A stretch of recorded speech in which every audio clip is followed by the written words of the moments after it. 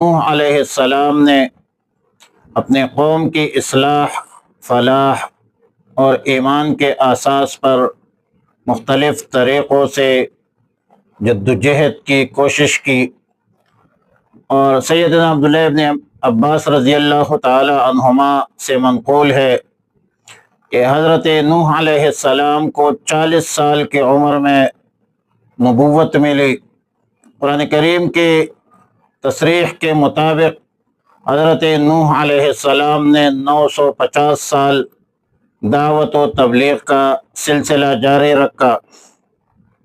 इस तवील तरीन दराज तरीन उम्र अज़ीज़ मुद्दत में हज़रत नूह अलैहिस्सलाम कभी थके नहीं है, झुके नहीं है, अपने कोशिश को नहीं छोड़ा और कभी मायूस भी नहीं हुए है।